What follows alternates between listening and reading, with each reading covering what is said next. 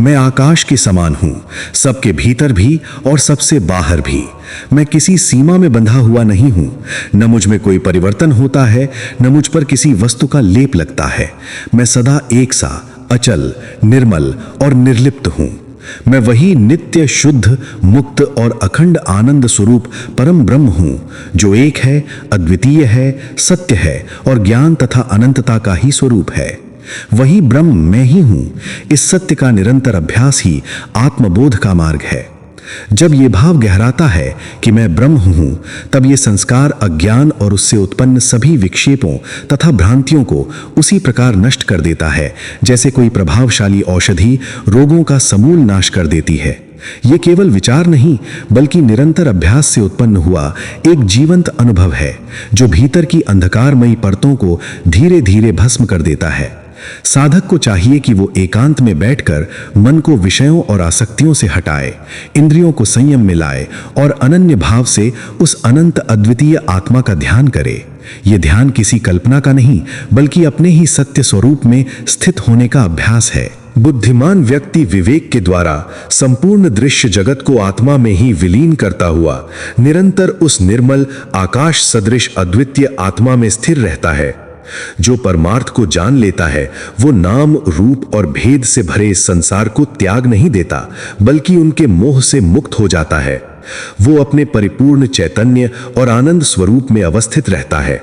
ऐसा ज्ञानी जानता है कि परमात्मा चैतन्य और आनंद से अभिन्न है, इसलिए उसे प्रकाशित करने के लिए किसी अन्य साधन की आवश्यकता नहीं होती। वो स्वयं ही स्वयं को प्रकाशित करता है। उस अवस्था में ज्ञाता और ज्ञान, जानने वाला और जानने की क्रिया तथा जानने की वस्तु, इन सब के बीच का भेद लुप्त हो जाता है। वहां ना कोई द्वैत बचता है और ना ही कोई दूरी। वहां केवल वही एक सत्य शेष रहता है, शुद्ध, अखंड और अनंत आत्मा।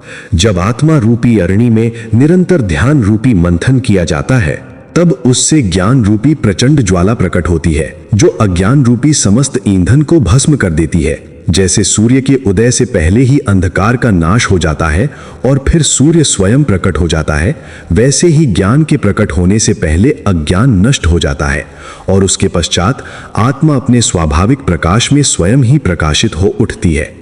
आत्मा वास्तव में कभी अप्राप्त नहीं होती, वह सदा प्राप्त ही है, किंतु अज्ञान के कारण वह अप्राप्त सी प्रतीत होती है।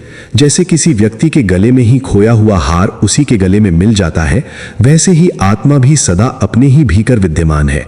अज्ञान के रहते वह छिपी हुई सी लगती है और अज्ञान के नष्ट हो जाने पर प्राप्त हुई प्रतीत होती है। भ्रम के कारण जैसे किसी वृक्ष के ठोंठ को मनुष्य समझ लिया जाता है, वैसे ही भ्रांति के कारण भ्रम में जीव भाव की कल्पना हो जाती है। परंतु जैसे ही जीव को अपने वास्तविक स्वरूप का बोध हो जाता है, वैसे ही वह जीव भाव नष्ट हो जाता है। जैसे दिशाओं का सही ज्ञान हो जाने पर दिशा संबंधी भ्रम समाप्त हो जाता है, वैसे ही अपने सच्चे स्वरूप के प्रत्यक्ष अनुभव से उत्पन्न ज्ञान द्वारा मैं और मेरा का अज्ञान तत्काल दूर हो जाता है। पूर्ण ज्ञान को प्राप्त योगी अपनी ज्ञान दृष्टि से संपूर्ण जगत को अपनी ही आत्मा में स्थित देखता है। उसे यह स्पष्ट अनुभव होता है कि यह सारा जगत आत्मा से भिन्न कुछ भी नहीं है। जैसे घड़ा, कलश और अन्य सभी रूप वास्तव में मिट्टी से भिन्न नहीं होते, वैसे ही ज्ञानी के लिए सभी नाम और रूप एक ही आत्मा के विभिन्न प्रकाश मात्र होते हैं। इसलिए वो सबको आत्मा ही देखता है, भेद नहीं करता। ऐसा ज्ञान से युक्त जीवन मुक्त पुरुष पूर्वोक्त सभी उपाधियों और उनके गुणों का त्याग कर देता है। वो देह, मन और बुद्धि से अपने को अलग जानकर उनके प्रभाव से मुक्त हो जाता है और आत्मा के शुद्ध, अखंड और निर्लिप्त स्वरूप में स्थित हो जाता है। जिस प्रकार कीट निरंतर भ्रमर का ध्यान करते करते स्वयं भ्रमर ही बन जाता है, उसी प्रकार निरंतर ब्रह्म चिंतन करने वाला साधक अंततः सत-चित आनंद स्वरूप ब्रह्म में ही रूपांतरित हो जाता है। वो अब साधक नहीं रहता, बल्कि स्वयं वही बन जाता है जिसे वो खोज रहा था। ऐसा जीवन मुक्त योगी मोह रूपी अथाह समुद्र को पार कर चुका होता है। उसने राग और द्वेष जैसे भीतरी राक्षसों का संहार कर दिया होता है और शांति के परम तट पर आत्मा में ही रमण करता हुआ स्थित रहता है। वह जीवन मुक्त पुरुष बाह्य और अनित्य सुखों की सभी आसक्तियों को त्याग चुका होता है। अब उसका संतोष बाहर की वस्तुओं में नहीं, बल्कि आत्मा के अखंड आनंद में स्थित होता है। जैसे घड़े के भीतर रखा दीपक बाहर से स्थिर दिखाई देता है पर भीतर निरंतर प्रकाशित होता रहता है, वैसे ही वह मुनि स्वयं में स्थित होकर भीतर ही भीतर प्रकाशित होता रहता है। यद्यपि वह शरीर, मन और संसार की उपाधियों के बीच रहता है, फिर भी उनके गुणों से आकाश की भांति पूर्णतः निर्लिप्त बना रहता है। वह सब कुछ जानते हुए भी मूढ़ के समान व्यवहार करता है, न किसी से स्पर्धा, न किसी से द्वेष। वह अनासक्त होकर वायु के समान स्वतंत्र रूप से विचरण करता है, बिना कहीं बंधे, बिना कहीं रुके। जब समस्त उपाधियां पूर्णतः नष्ट हो जाती हैं, तब वह मुनि जल में जल की भांति, आकाश में आकाश की भांति और तेज में तेज की भांति अपने निर्गुण स्वरूप में विलीन हो जाता है। वही सर्वव्यापी विष्णु, वही परम ब्रह्म, जिससे भिन्न कुछ भी शेष नहीं रहता। उसी को ब्रह्म समझो, जिसकी प्राप्ति से बढ़कर कोई अन्य प्राप्ति नहीं है। उसी को ब्रह्म समझो, जिसके आनंद से बढ़कर कोई अन्य सुख नहीं है। उसी को ब्रह्म समझो, जिसके ज्ञान से बढ़कर कोई अन्य ज्ञान नहीं है, जिसे देखने के बाद कुछ भी देखने योग्य शेष नहीं रहता, जिसे प्राप्त कर लेने के बाद पुनः जन्म नहीं होता और जिसे जान लेने के बाद कुछ भी जानने योग्य नहीं बचता। वही ब्रह्म है। वही ब्रह्म सामने, पीछे, ऊपर, नीचे, हर दिशा में पूर्ण है। वही सच्चित आनंद स्वरूप है। वही एकमेव, अद्वितीय, अनंत और नित्य सत्य है। वेदांत जिस सत्य की ओर संकेत करता है, वे किसी वस्तु को जोड़कर नहीं, बल्कि हर सीमा को हटाकर प्रकट करता है। इसी कारण उपनिषदों में बार बार कहा गया है, नेति नेति, अर्थात ये नहीं, ये भी नहीं। जो कुछ भी देखा, सुना, सोचा या कल्पित किया जा सकता है, वे ब्रह्म नहीं है। इन सब के निषेध के बाद जो शेष रह जाता है, वही एक अद्वितीय, अखंड और आनंद स्वरूप सत्य है। उसी को ब्रह्म समझो। ब्रह्म स्वयं अखंड आनंद स्वरूप है। ब्रह्मा, इंद्र और समस्त देवता भी अपने अपने स्तर पर उसी आनंद के कण मात्र का अनुभव करके आनंदित होते हैं। ये सारा ब्रह्मांड, सभी लोक, सभी प्राणी और सभी वस्तुएं उसी ब्रह्म से युक्त हैं। कोई भी कार्य, कोई भी गति, कोई भी अस्तित्व उससे स्वतंत्र नहीं है। जैसे पूरे दूध में मक्खन व्याप्त रहता है, वैसे ही ब्रह्म समस्त जगत में सर्वत्र व्याप्त है। उस ब्रह्म को जानो, जो ना तो सूक्ष्म है और ना ही स्थूल, जो ना छोटा है ना बड़ा, जो जन्म से परे है और कभी नष्ट नहीं होता, जो रूप, गुण, रंग और नाम से पूर्णतः रहित है। उसी को ब्रह्म समझो। जिसके प्रकाश से सूर्य और चंद्रमा प्रकाशित होते हैं, परंतु जो स्वयं किसी अन्य प्रकाश से प्रकाशित नहीं होता, जिसके कारण यह समस्त दृश्य जगत प्रकाशित प्रतीत होता है, वही ब्रह्म है। ब्रह्म संपूर्ण जगत के भीतर भी व्याप्त है और बाहर भी। वह सबको प्रकाशित करता हुआ स्वयं भी प्रकाशित रहता है। जैसे तपे हुए लोहे के गोले में अग्नि भीतर और बाहर दोनों ओर समान रूप से व्याप्त रहती है और स्वयं भी अग्नि ही बनी रहती है, ठीक उसी प्रकार ब्रह्म जगत में व्याप्त होकर भी उससे अप्रभावित रहता है। ब्रह्म देखने में जगत से भिन्न प्रतीत होता है, परंतु सत्य यह है कि ब्रह्म से भिन्न यहाँ कुछ भी नहीं है। यदि ब्रह्म से अलग कुछ दिखाई देता है तो वो केवल अज्ञान की दृष्टि का भ्रम है।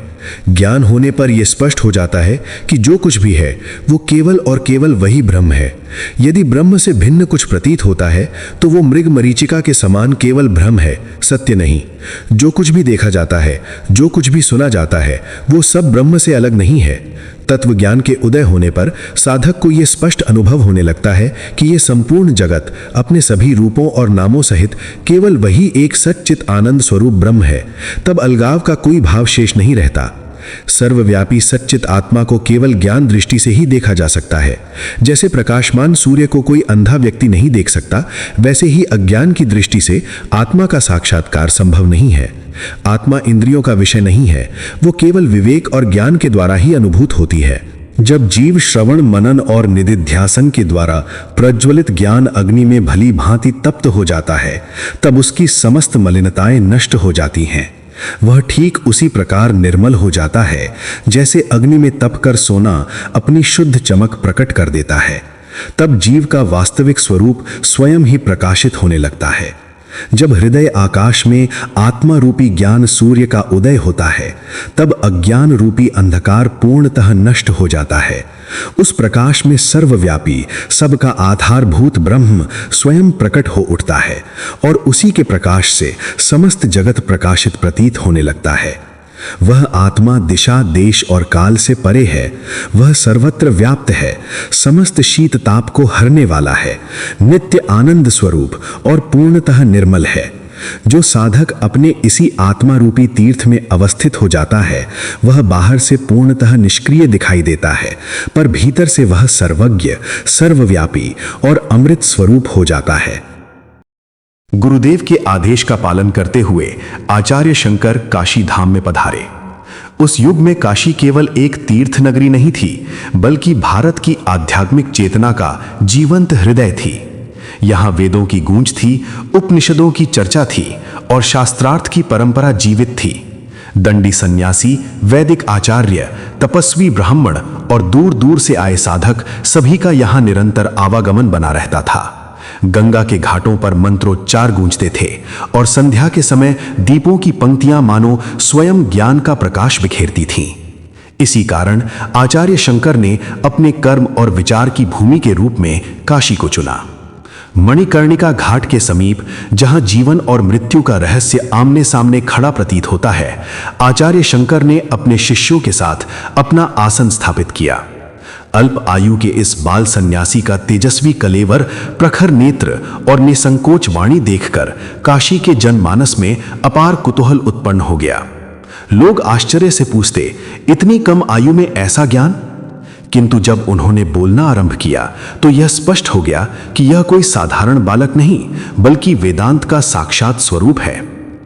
उनके द्वारा प्रतिपादित अद्वैत वेदांत ने काशी के बौद्धिक और आध्यात्मिक जीवन में मानव भूचाल ला दिया। वर्षों से जमे हुए मत, अहंकार में बंधे तर्क और रूढ़ परंपराएं सब उनके प्रश्नों के सामने डगमगाने लगीं। शीघ्र ही उनके चारों ओर अनेक प्रवीण दंडी सन्यासी, वृद्ध शास्त्रज्ञ और गंभीर साधक एकत्र होने लगे। शास्त्र विचार की सभा रणभूमि बन गई और आचार्य शंकर उसमें ऐसे योद्धा सिद्ध हुए जिनका कोई वास्तविक प्रतिद्वंदी न था। अतुलनीय विक्रम और अद्भुत तार्किक सामर्थ्य से उन्होंने प्रतिपक्षी मतों का खंडन किया और अद्वैत सिद्धांत की दृढ़ स्थापना की। उनके तर्क केवल शब्दों का खेल नहीं थे, वे अनुभव से उपजे हुए सत्य थे। शास्त्रार्थ में वे ना तो क्रोध करते थे न उपहास, वे केवल सत्य को प्रकट करते थे। इसी कारण विरोधी भी अंततः मौन हो जाते। काशी के घाटों पर अब केवल मंत्र नहीं, बल्कि एकमेव अद्वितीय ब्रह्म की चर्चा होने लगी। शिव साधना में लीन नर नारियों के लिए आचार्य शंकर आत्म प्रकाश के जीवंत प्रतीक बन गए। वे न केवल उपदेश देते थे, बल्कि अपने आचरण से दिखाते थे कि आत्मा देह से परे है। उनके सानिध्य में बैठने मात्र से लोगों को यह अनुभव होने लगा कि संसार का भार कुछ हल्का हो गया है। इसी काल में चोल देश से एक युवा ब्राह्मण आचार्य शंकर के दर्शन हेतु काशी पहुंचा। दक्षिण की धरती से आया वो युवक विद्या में प्रखर और अंतःकरण से निर्मल था। आचार्य को देखते ही उसके भीतर कोई संघर्ष शेष न रहा, न प्रश्न न संदेह। उसने बिना एक क्षण गवाए स्वयं को आचार्य के चरणों में समर्पित कर दिया। शास्त्र विद्या में उसकी असाधारण पारदर्शिता और तीक्ष्ण बुद्धि शीघ्र ही प्रकट हो गई। वो अपने प्रथम जीवन से ही नैष्ठिक ब्रह्मचारी था और साधना के प्रति उसकी निष्ठा अडिग थी। आचार्य शंकर की उपस्थिति ने मानो उसके जीवन को दिशा दे दी, जैसे बहती नदी को अंततः समुद्र मिल गया हो। वैराग्य के प्रबल प्रभाव ने उस युवक को अंततः गृहस्थ जीवन की सीमाओं से बाहर निकाल ही दिया। वर्षों से भीतर उमड़ती साधना की अग्नि को अब दिशा मिल चुकी थी। जब उसने महान साधक आचार्य शंकर को पाया तो मानो उसे अपने जीवन का परम लक्ष्य प्राप्त हो गया। गुरु के चरणों में समर्पण करते ही उसका अहंग, उसकी पहचान और उसका पूर्व जीवन सब विलीन हो गया। वही युवक आगे चलकर आचार्य शंकर का प्रथम दीक्षित सन्यासी शिष्य बना। दीक्षा के उपरांत उसका नाम हुआ सनंदन और कालांतर में वही सनंदन अपनी योग विभूति, तपस्या और अद्वैत में निष्ठा के कारण महान मनीषी पद्मपाद के नाम से प्रसिद्ध हुए। उस समय भारतवर्ष में अद्वैत वेदांत की धारा अत्यंत क्षीण हो चुकी थी। कर्मकांड, बाह्य आडंबर और सांप्रदायिक मतभेदों के बीच आत्मतत्व का सत्य धुंधला पड़ गया था। आचार्य शंकर भली भांति समझ चुके थे कि यदि अद्वैत को पुनः जीवित न किया गया तो सनातन दर्शन का मूल हृदय खो जाएगा। इसी दृढ़ संकल्प के साथ उन्होंने घोषणा की, एकमात्र सत्य ब्रह्म है। यह जगत पूर्णतः मिथ्या है, स्वप्न के समान। जीव और ब्रह्म में कोई भेद नहीं है। उन्होंने निर्भीक होकर कहा कि निर्गुण निर्विशेष ब्रह्म के अतिरिक्त कोई भी सत्ता परम सत्य नहीं है। न उसमें गुण है, न रूप, न नाम, न शक्ति का पृथक अस्तित्व। वही एकमात्र परमार्थ तत्व है जिसे जानना ही मनुष्य का परम लक्ष्य है और जिसकी अनुभूति ही मोक्ष है। ये घोषणा अपने समय से बहुत आगे की थी, तीक्ष्ण, क्रांतिकारी और चुनौतीपूर्ण। तरुण आचार्य के अद्भुत ज्ञान और योग विभूति की कथाएं चारों दिशाओं में फैलने लगीं। जहां वे जाते वहां श्रोताओं का सैलाब उमड़ पड़ता। पंडित, मठवासी साधक, गृहस्थ, वैश्यिक सभी उनके उपदेश सुनने आते। काशी के घाट, सभाएं और मंदिर प्रांगण उनके शब्दों से गूंज उठते।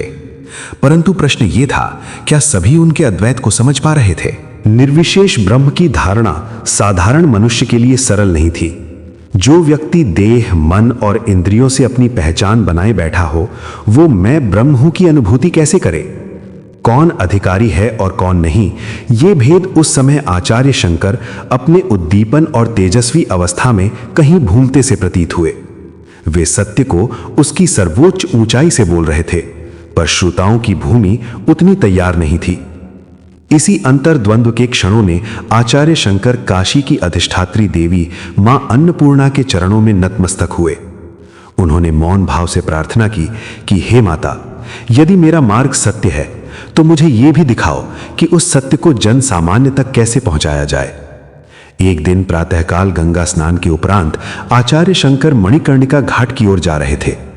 जीवन और मृत्यु के इस संगम स्थल पर पहुंचते ही उनका ध्यान एक हृदय विदारक दृश्य पर गया।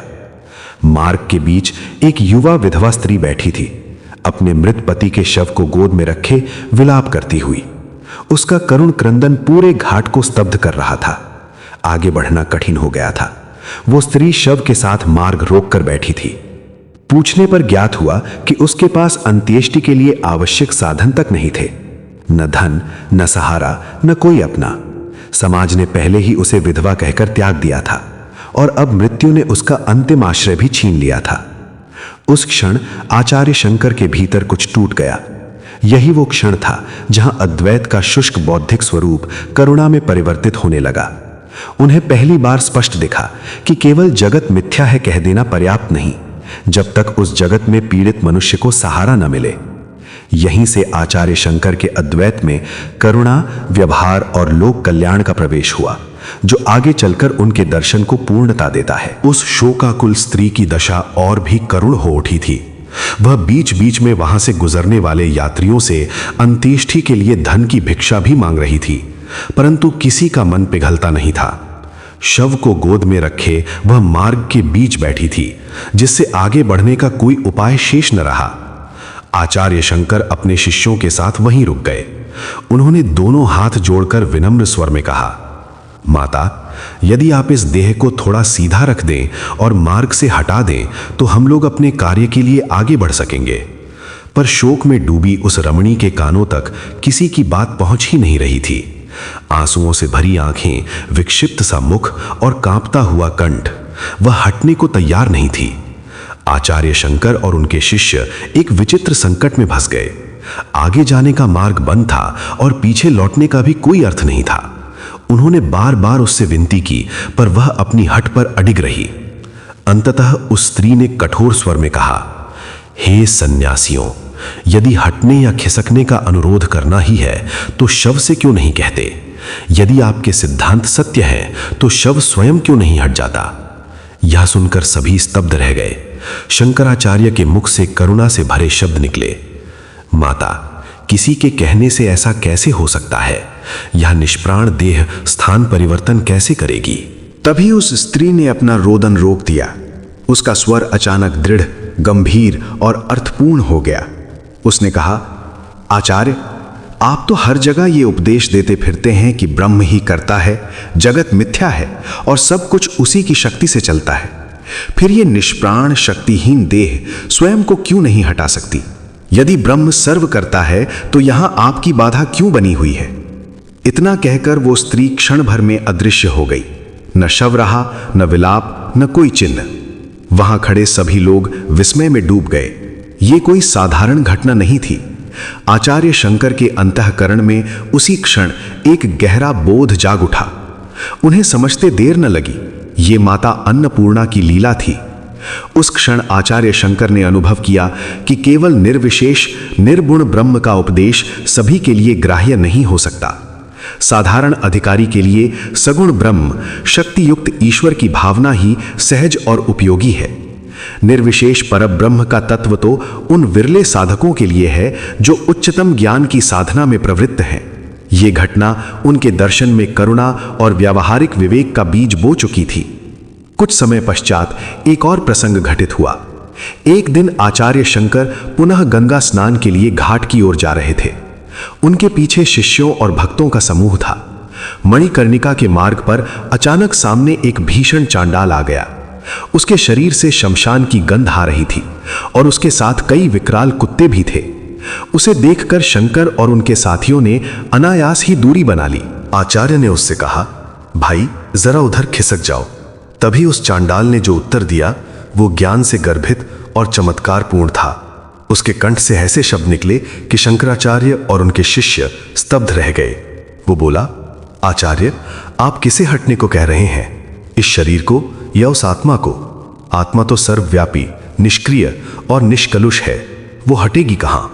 उसके शब्दों में ऐसा तत्वज्ञान था मानो स्वयं ब्रह्म बोल रहा हो। यह कोई साधारण चांडाल नहीं था, ये शंकराचार्य के अहंग के अंतिम आवरण को हटाने आया हुआ साक्षात ज्ञान था। उस चांडाल के प्रश्न ने जैसे आचार्य शंकर के भीतर छिपे हुए अहंग के अंतिम आवरण को भी हिला दिया था। वो बोला, हे आचार्य, यदि पवित्रता और अपवित्रता का भेद ही सत्य है तो बताइए, गंगा के निर्मल जल में प्रतिबिंबित चंद्रमा और मदिरा के पात्र में दिखने वाले उसी चंद्रमा में क्या अंतर है? यह प्रश्न केवल शब्द नहीं था, यह अद्वैत का प्रहार था। यदि आत्मा को हटने का आदेश दिया जाए तो क्या वो हटेगी, और यदि शरीर को हटने को कहा जाए तो क्या वो जड़ शरीर उसका पालन कर सकता है? क्षण भर के लिए महान आचार्य शंकर मौन हो गए। उनकी दृष्टि भीतर की ओर मुड़ गई। तभी उनके नेत्रों के सामने एक दिव्य प्रकाश प्रकट हुआ। चांडाल का वो छद्म रूप विलीन हो गया और उसके स्थान पर देवाधिदेव महेश्वर स्वयं प्रकट हुए। आचार्य शंकर समझ गए, ये कोई साधारण घटना नहीं थी, ये गुरु की परीक्षा थी। चांडाल के वेश में स्वयं महादेव उन्हें अद्वैत तत्व का अंतिम बोध कराने आए थे। महेश्वर ने प्रसन्न मधुर कंठ से कहा, शंकर, आज तुम सभी संस्कारों और बाह्य भेदों से ऊपर उठ चुके हो। अब तुम प्रकृति और पुरुष के अद्वैत तत्व के धारक हो। तुम्हारे कार्य से मैं संतुष्ट हूं। अब समय आ गया है कि तुम जगत के कल्याण के लिए अद्वैत ज्ञान का प्रचार करो। उपनिषदों और ब्रह्म सूत्रों पर भाष्य रचो। वैदिक ज्ञान की धारा को चारों दिशाओं में प्रवाहित करो। यह आदेश नहीं था, यह महाकर्तव्य था।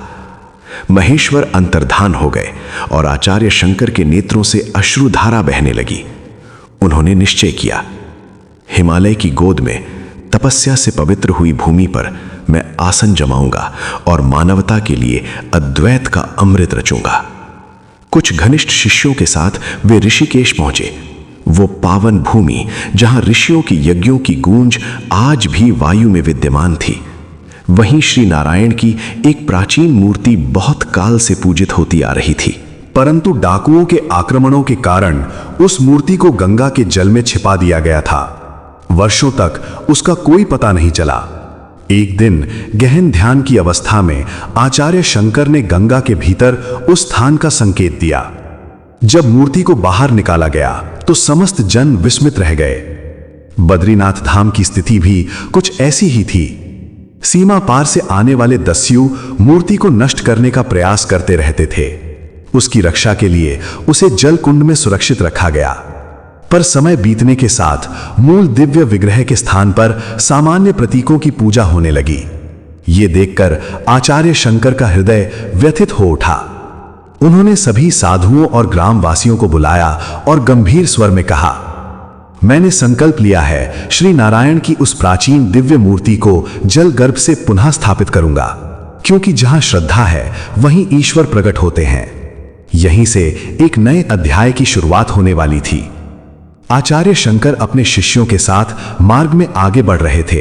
तभी एक शोकाकुल स्त्री अपने पति के शव को आड़े रखकर मार्ग रोककर बैठ गई।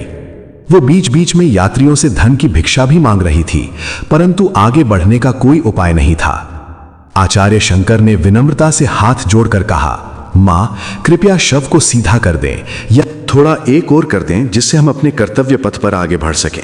किंतु शोक में डूबी वो रमणी किसी की बात सुनने को तैयार न थी। बार बार निवेदन करने पर भी वो हठपूर्वक टस से मस नहीं हुई। तब करुण स्वर में उसने प्रश्न किया, हे आचार्य, जब आप कहते हैं कि ब्रह्म ही समस्त जगत का कर्ता और सर्वव्यापी शक्ति है, तो ये निष्प्राण शव स्वयं क्यों नहीं हट जाता? ये कहकर वो स्त्री क्षण भर में अदृश्य हो गई। तभी आचार्य शंकर को ज्ञान हुआ कि ये मां अन्नपूर्णा की दिव्य लीला थी, जिसने उन्हें ये बोध कराया कि साधारण जन के लिए सगुण ब्रह्म का उपदेश ही ग्राह्य होता है, जबकि निर्गुण ब्रह्म का तत्व केवल उच्च साधकों के लिए है। इसी प्रकार एक अन्य अवसर पर मणिकर्णिका मार्ग में एक चांडाल और उसके साथ विकराल कुत्तों को देखकर आचार्य ने उससे हटने का अनुरोध किया। तब उस चांडाल के मुख से अद्वैत ज्ञान से परिपूर्ण वाणी फूटी, आचार्य, यदि आत्मा सर्वव्यापी है तो वो हटेगी कहाँ, और यदि शरीर हटाने को कहते हैं तो वो तो जड़ है। ये सुनते ही चांडाल शिव स्वरूप में प्रकट हुआ और आचार्य शंकर को अद्वैत ज्ञान के प्रचार का आदेश दिया। इसके पश्चात आचार्य ने बद्रीनाथ में नारायण की प्राचीन मूर्ति को जल कुंड से निकालकर प्रतिष्ठित किया और हिमालय की गोद में व्यास गुफा में निवास कर ब्रह्मसूत्र, उपनिषद और गीता के अमर भाष्य की रचना की। अल्पायु में ही उन्होंने अद्वैत वेदांत का ऐसा प्रकाश फैलाया कि आज भी संपूर्ण मानवता उनके ज्ञान से आलोकित हो रही है। योग सामर्थ्य और शास्त्र ज्ञान की दृष्टि से सनंदन की बराबरी करना किसी के लिए सहज न था, किंतु गुरु कृपा के कारण अनेक शिष्य उनसे ईर्ष्या भी करते थे। आचार्य शंकर ये भली भांति जानते थे और उन्होंने निश्चय किया कि एक दिन सनंदन की अद्वितीय गुरु भक्ति को सभी के सामने प्रकट करेंगे। उस दिन अलकनंदा के तट पर आचार्य अपने शिष्यों से घिरे गंभीर दार्शनिक तत्वों की व्याख्या कर रहे थे। सभी उपस्थित थे, केवल सनंदन दिखाई नहीं दे रहे थे। ज्ञात हुआ कि वे नदी के उस पार किसी कार्य से गए हैं। अलकनंदा की धारा प्रचंड वेग से गर्जना कर रही थी, जिसे तैरकर पार करना किसी सामान्य मनुष्य के लिए असंभव था। दूर कहीं वृक्षों और लताओं से बना एक अस्थायी पुल था, जिससे होकर सनंदन पहले उस पार पहुंचे थे। इसी बीच आचार्य ने एक अत्यंत जटिल दार्शनिक प्रश्न उपस्थित किया, किंतु कोई भी शिष्य उसका समाधान न कर सका। तब आचार्य ने कहा, यह उत्तर केवल सनंदन दे सकता है, वो कहाँ है? तभी दृष्टि पड़ी कि सनंदन उस पार पगडंडी से लौट रहे हैं। आचार्य ने पुकारा, सनंदन, हम सब तुम्हारी प्रतीक्षा कर रहे हैं, बिना विलंब यहां आओ। गुरु आज्ञा सुनते ही सनंदन ने किसी दूसरे मार्ग की ओर दृष्टि तक नहीं डाली। उन्होंने गुरुदेव के चरण कमलों का स्मरण किया और प्रचंड अलकनंदा की धारा में निर्भय होकर पग रख दिया। तभी एक अद्भुत दृश्य प्रकट हुआ। जहां जहां सनंदन का चरण पड़ता, वहां वहां जल से कमल प्रकट हो जाते। गुरु भक्ति की शक्ति से वो जल पर चलता हुआ इस पार आ गया। शिष्यगण विस्मय और आनंद से स्तब्ध रह गए। तट पर पहुंचते ही सनंदन ने आचार्य शंकर के चरणों में साष्टांग दंडवत किया और उस क्षण सभी ने जान लिया कि सच्ची सिद्धि योग या शास्त्र से नहीं, अपितु गुरु कृपा से प्रकट होती है। उस क्षण आचार्य शंकर के दोनों नेत्रों में शिष्य गौरव की अपूर्व दीप्ति प्रकाशित हो उठी। उनके मुख पर प्रसन्नता और माधुर्य से युक्त दिव्य हास्य की रेखाएं फैल गईं। दाहिना कर उठाकर उन्होंने सनंदन को आशीर्वाद प्रदान किया और स्नेहपूर्ण स्वर में कहा, वत्स, तुम्हारी गुरु भक्ति, योग सामर्थ्य और ज्ञान ऐश्वर्य समस्त साधकों के लिए अनुकरणीय है।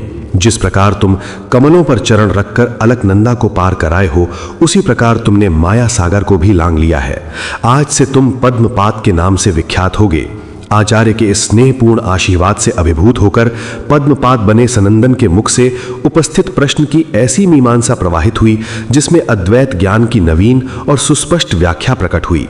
भाषा, तर्क और अनुभूति तीनों के समन्वय से वो उपदेश केवल शास्त्रीय विवेचन न रहकर आत्मबोध की जीवंत धारा बन गया। कालांतर में पद्मपाद न केवल साधना में सिद्ध हुए, बल्कि समस्त शास्त्रों में पारंगत होकर अद्वैत परंपरा के प्रमुख स्तंभ बने। दुर्गम उत्तरापथ के तीर्थों के दर्शन करते हुए आचार्य शंकर अपने दल बल सहित उत्तर काशी पहुंचे, जहां एक ओर शास्त्र व्याख्या और ज्ञान प्रचार द्वारा तथा दूसरी ओर अपने तेजस्वी व्यक्तित्व और संगठन शक्ति से उन्होंने भारत के मानस लोक में दूरगामी परिवर्तन उपस्थित किया। साधना शक्ति के साथ बुद्धि और कर्म कौशल का ऐसा अद्भुत समन्वय विश्व इतिहास में विरल था। आदि शंकराचार्य का ये उद्घोष ब्रह्म सत्य है, जगत मिथ्या, भारतीय अध्यात्म में क्रांतिकारी सिद्ध हुआ। उस काल में जहां वैदिक कर्मकांड और बाह्य अनुष्ठानों का प्रभुत्व था, वहीं शंकर के अद्वैत तत्व और मायावाद ने उस मानसिकता को झकझोर दिया। वेदों के ज्ञान कांड की गहन व्याख्या करते हुए उन्होंने स्पष्ट किया कि सगुण और निर्गुण दोनों तत्व वेदों में विद्यमान हैं, किंतु जब तक साधक निर्गुण निर्विशेष ब्रह्म की उपासना द्वारा माया बंधन से मुक्त नहीं होता, तब तक परम मुक्ति संभव नहीं। उन्होंने निर्भीक रूप से प्रतिपादित किया कि जीव और ब्रह्म अभिन्न हैं, भेद केवल माया के आवरण का है। ज्ञान के उदय से अज्ञान का अंधकार नष्ट होता है और तत्वमसी का महावाक्य सजीव अनुभव बनकर प्रकट होता है। इस प्रकार आदि शंकराचार्य केवल महान शास्त्रकार ही नहीं, अपितु एक शक्तिधर आत्मज्ञानी महापुरुष के रूप में सर्व भारतीय आध्यात्मिक नेतृत्व के शिखर पर प्रतिष्ठित हुए और असंख्य सन्यासी तथा शास्त्रवेत्ता उनके आश्रय में कृतार्थ हो उठे। नवीन साधकों और सामान्य जन के कल्याण के लिए आचार्य शंकर ने ब्रह्म आराधना के अनेक मार्ग और साधना की विविध उपयोगी पद्धतियां प्रस्तुत की थीं।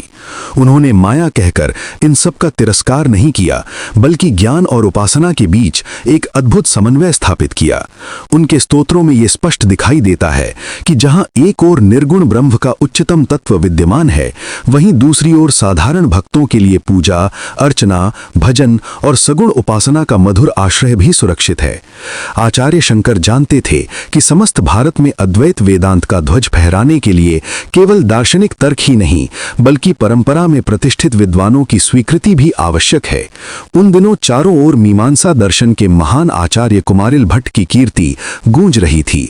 वे वैदिक कर्मकांड के प्रखर समर्थक थे और उनका प्रभाव इतना व्यापक था कि बौद्ध और जैन मतों के आचार्य भी उनके विद्वत्व के सामने नतमस्तक होने को विवश थे। आचार्य शंकर प्रयागधाम पहुंचे और कुमारिल भट्ट के समक्ष उपस्थित हुए।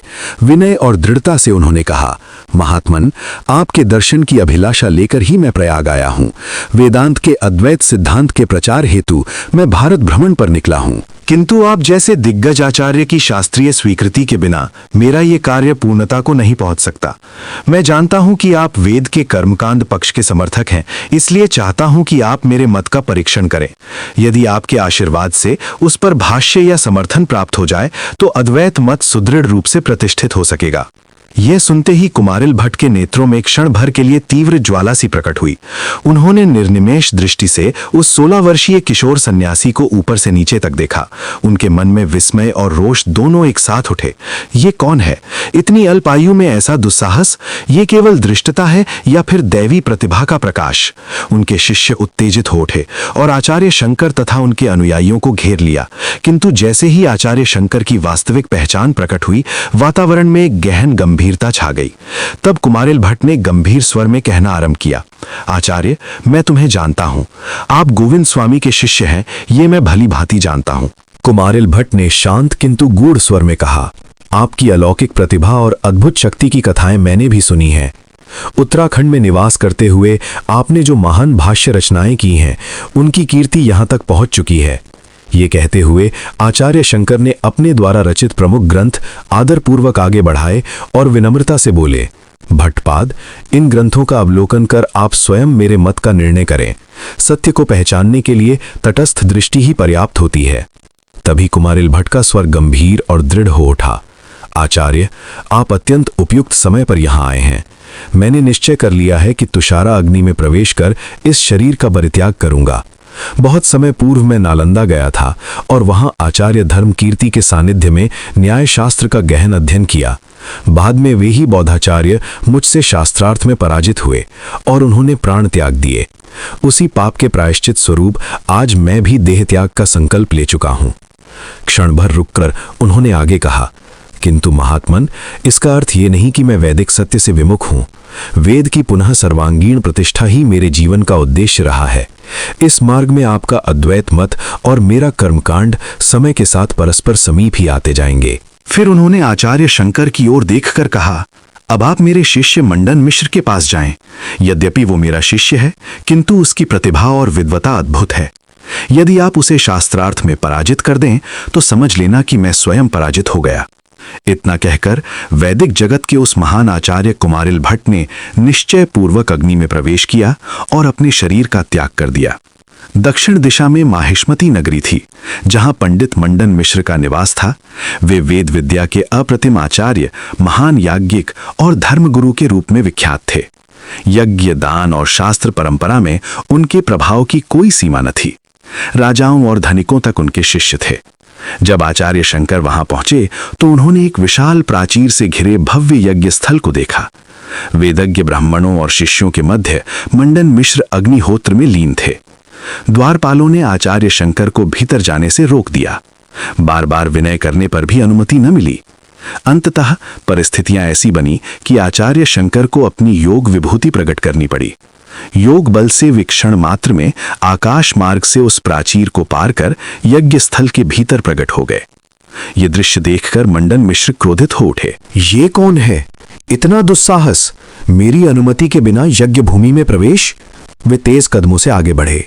तब आचार्य शंकर ने अत्यंत गंभीर और संयत भाव से कहा, आचार्य, संभव है आप मुझे ना जानते हों। मैं महायोगी गोविंद स्वामी का शिष्य शंकराचार्य हूं। आज मैं आपसे शास्त्रार्थ के लिए आया हूं। आपके गुरु कुमारिल भट्ट से मेरा संवाद हुआ था। देह त्याग से पूर्व उन्होंने कहा था, मंडन मिश्र को पराजित करना ही मुझे पराजित करना होगा। आचार्य शंकर ने दृढ़ स्वर में आगे कहा, मैं वेद के कर्मकांड का तिरस्कार करने नहीं, बल्कि अद्वैत वेदांत के परम सत्य को प्रतिष्ठित करने आया हूं। यदि आप शास्त्रार्थ में पराजित होते हैं तो आपको मेरे मत को स्वीकार करना होगा। मंडन मिश्र विस्मित रह गए। वे कुछ क्षण उस तरुण सन्यासी को एकटक देखते रहे। उनके मन में विचार उठा, ये किशोर साधारण नहीं है। इसमें असाधारण तेज, अद्भुत आत्मविश्वास और गहन ज्ञान का प्रकाश है। और उसी क्षण मंडन मिश्र को यह बोध हो गया कि आज उनके जीवन का सबसे महान शास्त्रार्थ आरंभ होने जा रहा है। अब यह स्पष्ट हो चुका था कि यह तरुण सन्यासी कोई साधारण पुरुष नहीं, बल्कि अलौकिक शक्ति और दिव्य प्रतिभा से युक्त महापुरुष था। ऐसे में उसके आह्वान को अस्वीकार करने का कोई मार्ग शेष न रहा। तर्क युद्ध में उतरना ही एकमात्र उपाय था। मंडन मिश्र ने गंभीर स्वर में कहा, यतिवर, मैं आपके शास्त्रार्थ के आह्वान को स्वीकार करता हूं, किंतु एक बात पहले ही निश्चित हो जानी चाहिए, जो पराजित होगा उसे क्या दंड स्वीकार करना पड़ेगा। इस पर आचार्य शंकर ने शांत किंतु दृढ़ स्वर में उत्तर दिया, आचार्य, मेरी शर्त स्पष्ट है। इस शास्त्रार्थ में जो पराजित होगा वो अपने विरोधी का शिष्यत्व स्वीकार करेगा।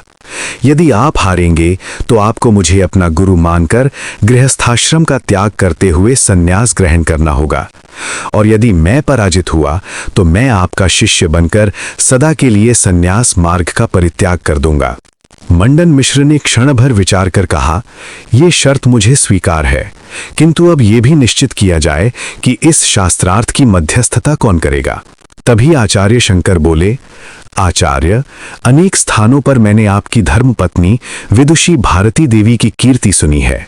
शास्त्र, तर्क और सत्य के प्रति उनकी निष्ठा सर्वविदित है। मेरी इच्छा है कि यही सभा उनकी अध्यक्षता में संपन्न हो और वही हमारे हार जीत का निर्णय करें। ये सुनकर मंडन मिश्र कुछ विस्मित हुए। वो मेरी पत्नी है, आप उनकी निष्पक्षता को लेकर इतने निश्चिंत कैसे हैं? आचार्य शंकर ने विनम्रता से उत्तर दिया, मुझे ज्ञात है कि भारती देवी केवल आपकी अर्धांगिनी ही नहीं, अपितु असाधारण बुद्धि, गहन शास्त्र ज्ञान और सत्य निष्ठा की प्रतिमूर्ति हैं। उनसे अधिक योग्य मध्यस्थ कोई नहीं हो सकता। अंततः मंडन मिश्र को यह प्रस्ताव स्वीकार करना पड़ा। इसके पश्चात माहिष्मती के विद्वत समाज के समक्ष ये महान शास्त्रार्थ आरंभ हुआ। तर्क और प्रतितर्क, प्रमाण और सिद्धांत, इन सब के मध्य यह बौद्धिक युद्ध 18 दिनों तक चलता रहा। संपूर्ण नगरी मानो ज्ञान की तपोभूमि बन गई थी। अंततः निर्णय का क्षण आया। भारती देवी ने सभा के मध्य खड़े होकर आचार्य शंकर को विजय घोषित किया। यह घोषणा होते ही चारों ओर हलचल मच गई। वैदिक कर्मकांड के महान आचार्य मंडन मिश्र पराजित हो चुके थे। अद्वैत वेदांत के प्रचार में जो सबसे बड़ा अवरोध था वो आज टूट चुका था। पराजय स्वीकार कर मंडन मिश्र संन्यास दीक्षा के लिए आगे बढ़े ही थे कि तभी भारती देवी ने आचार्य शंकर को रोकते हुए कहा, यतिवर, ठहरिए। इस समय आप मेरे पति को संन्यास नहीं दे सकते। मैं उनकी अर्धांगिनी हूं। आपने अभी तक मुझे शास्त्रार्थ में पराजित नहीं किया है। इस प्रकार आपकी विजय अभी अधूरी है। सभा स्तब्ध रह गई। भारती देवी ने आगे कहा, मैं भी आपसे शास्त्रार्थ का आवाहन करती हूं। जब तक आप मुझे पराजित नहीं करते तब तक यह विजय पूर्ण नहीं मानी जा सकती। यह आवाहन असाधारण था। युक्तिसंगत हो या ना हो, आचार्य शंकर इसे अस्वीकार नहीं कर सके। वे जानते थे कि भारती देवी को परास्त करना केवल एक व्यक्ति को जीतना नहीं, बल्कि संपूर्ण दक्षिण भारत में वेदांत की विजय पताका फहराना होगा। आचार्य शंकर ने अत्यंत शांति और दृढ़ता से कहा, देवी, आपका आवाहन मुझे स्वीकार है।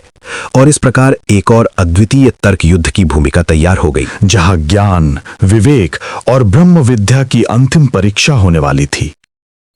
किंतु किस शास्त्र पर चर्चा होगी, यह निर्णय आप ही करें। इतना कहकर भारती देवी ने सभा की ओर दृष्टि डाली। क्षण भर का मौन छा गया। फिर उन्होंने जो कहा उसने समस्त विद्वत सभा को स्तब्ध कर दिया। यदि ये तर्क युद्ध हो तो काम शास्त्र के विषय में हो।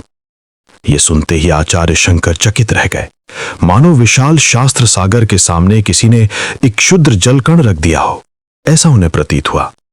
जिन्होंने जीवन भर ब्रह्मचर्य व्रत का पालन किया हो, जो बाल्यकाल से संन्यास पथ पर अग्रसर रहे हों, जिनकी चेतना सदा ब्रह्म, आत्मा और माया के रहस्यों में लीन रही हो, उन्हें अब जीवन के इस अंतिम मोड़ पर कामशास्त्र के विषय में उतरना पड़ेगा।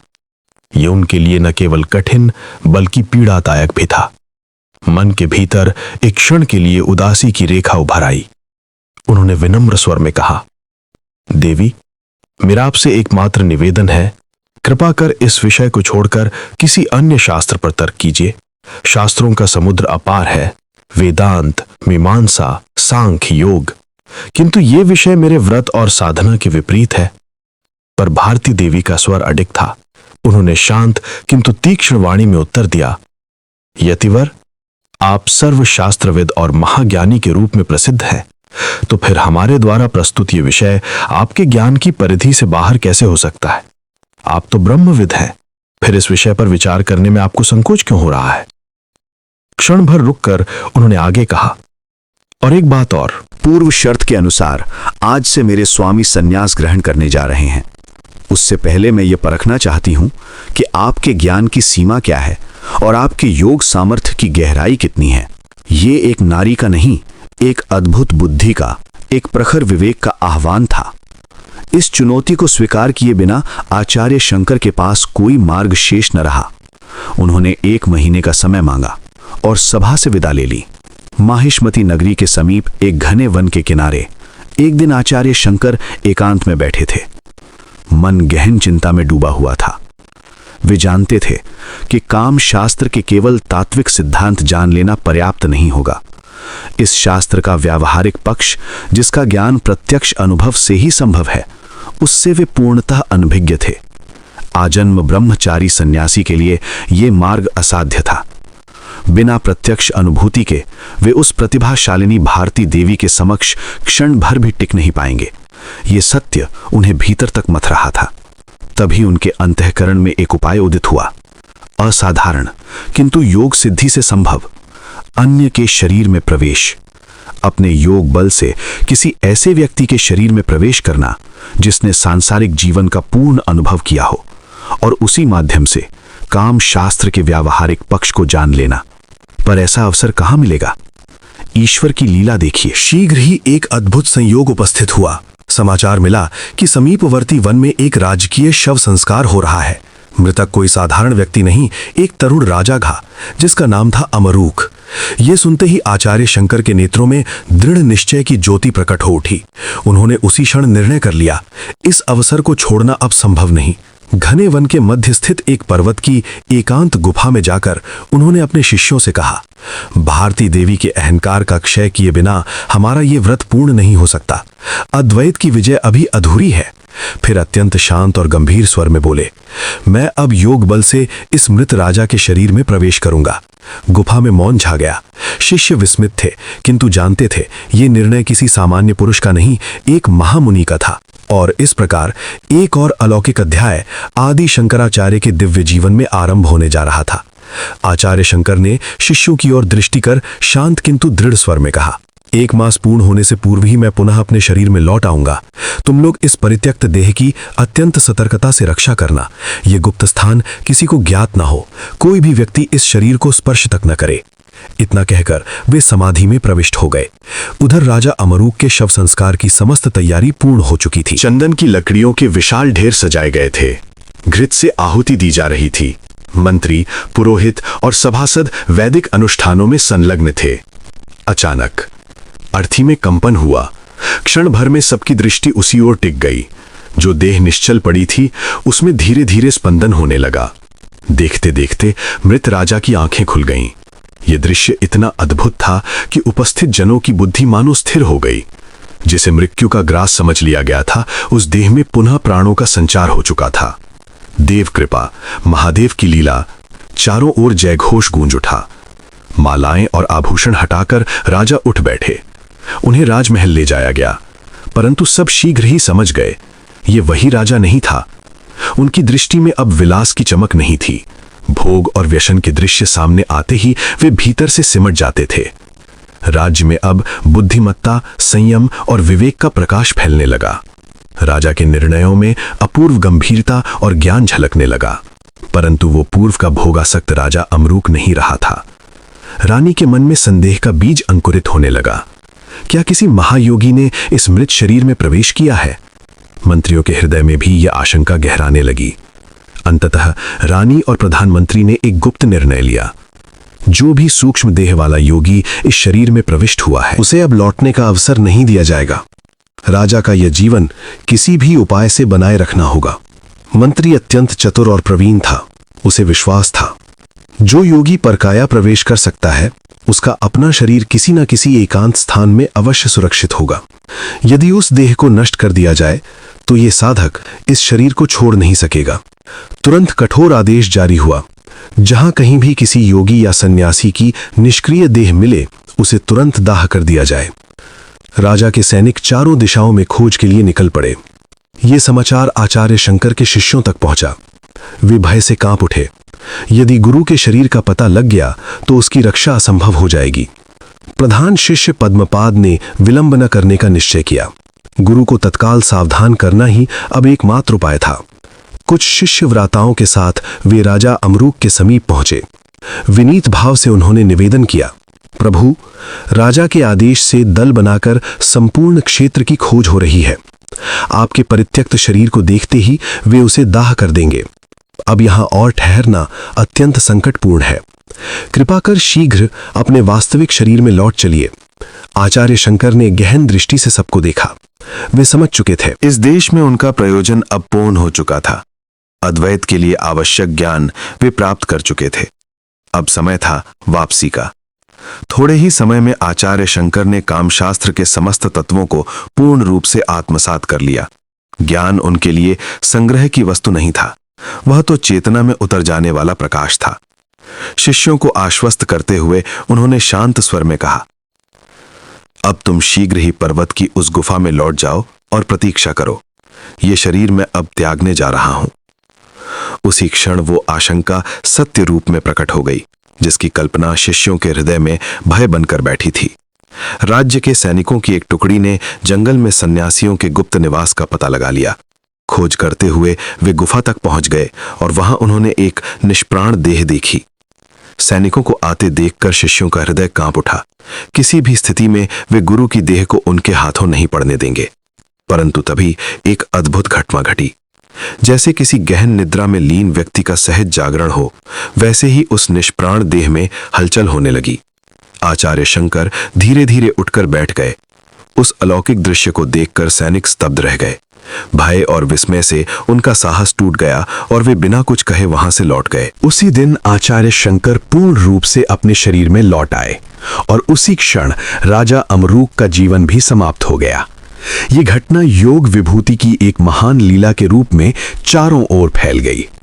माहिष्मती नगरी में भी इसने गहरी हलचल उत्पन्न कर दी। कुछ ही समय पश्चात आचार्य शंकर पुनः माहिष्मति पहुंचे। इस बार वे उदय भारती देवी के साथ होने वाले शास्त्रार्थ के लिए पूर्णतः सिद्ध होकर आए थे। मंडन मिश्र की पत्नी भारती ये भली भांति समझ चुकी थीं कि अब इस किशोर सन्यासी को परास्त करना असंभव है। काम शास्त्र में भी उनका अप्रतिम अधिकार स्पष्ट हो चुका था और उनकी योग शक्ति तो अब निर्विवाद थी। वे किसी साधारण यति नहीं बल्कि ईश्वर प्रेरित योगाचार्य थे, सर्वत्र अपराजेय। भारती देवी ने इस बार हाथ जोड़कर अपनी पराजय स्वीकार कर ली। कहा जाता है कि कुछ समय पश्चात उन्होंने भी योग बल से देह का परित्याग कर दिया। इसके उपरांत मंडन मिश्र ने आचार्य शंकर से संन्यास दीक्षा ग्रहण की। अब वे सुरेश्वराचार्य कहलाए और भारत के श्रेष्ठतम वेदांतिक आचार्यों में गिने जाने लगे। उस दिन का ये परिवर्तन केवल माहिष्मति तक सीमित नहीं रहा। समस्त दक्षिण भारत के पंडित समाज में अद्वैत वेदांत का प्रभाव तीव्र गति से फैलने लगा। वैदिक कर्मकांड के स्थान पर ज्ञान मार्ग और ब्रह्म विद्या की धारा प्रवाहित होने लगी। अद्वैत के प्रचार हेतु आचार्य शंकर ने नासिक और पंढरपुर अंचल का परिभ्रमण किया। तत्पश्चात दिग्विजयी आचार्य के रूप में वे श्रीशैल पहुंचे। पुण्य सलिला कृष्णा और तुंगभद्रा के संगम के निकट एक चट्टान की चोटी पर स्थित जागृत शिवलिंग मल्लिकार्जुन पौराणिक काल से ही प्रसिद्ध था। उसी शिवपीठ को केंद्र बनाकर शाक्त, शैव और कापालिक साधक तपस्या में लीन रहते थे। आचार्य शंकर के तेजस्वी व्यक्तित्व और अद्वैत ज्ञान के समक्ष अनेक साधकों को अपनी सीमाएं स्वीकार करनी पड़ी। उग्र भैरव नामक एक प्रवीण कापालिक साधक भी उन्हीं में से एक था, जो उस क्षेत्र में अपनी साधना के लिए प्रसिद्ध था। उस क्षेत्र में उग्र भैरव के शिष्यों और अनुयायियों की संख्या कम नहीं थी। वे सभी आचार्य शंकर के अद्वैत वेदांत के घोर विरोधी थे। उग्र भैरव स्वयं एक शक्तिशाली राजा के निकट रहता था, जिसका नाम रखा था। दोनों ने मिलकर एक घृणित षड्यंत्र रचा, आचार्य शंकर की हत्या करके अपने हृदय की ज्वाला को शांत करना और श्रीशैल की साधना भूमि से इस नव प्रकाश को सदा के लिए मिटा देना। उसी दिन शैल शिखर पर ध्यानस्थ बैठे आचार्य शंकर को छल पूर्वक आमंत्रित किया गया। किसी बहाने से उन्हें अलग किया गया और अंधकारमय अमावस्या की रात्रि में दूरस्थ पर्वत की एक गुप्त गुफा में ले जाया गया। चारों ओर घना अंधकार था। अनुचरों के हाथों में मशालें और शस्त्र थे। वे किसी हिंस्र अनुष्ठान के लिए एकत्र हुए दल के समान प्रतीत हो रहे थे। गुफा के भीतर महाभैरव का विकराल विग्रह प्रतिष्ठित था। उसी स्थान पर आचार्य शंकर की बलि देकर वे अपनी प्रतिहिंसा की तृष्णा शांत करना चाहते थे, परंतु आचार्य शंकर राग, भय और क्रोध से परे नेत्र मूंदे निर्विकार भाव से बैठे थे। उनके भीतर न कोई विक्षोभ था, न ही मृत्यु का भय, मानो ये सब किसी और ही लोक की घटना हो। इधर शिष्यों के हृदय में गहरी चिंता भर गई थी। रात्रि बहुत बीत चुकी थी, पर आचार्य का कहीं पता नहीं था।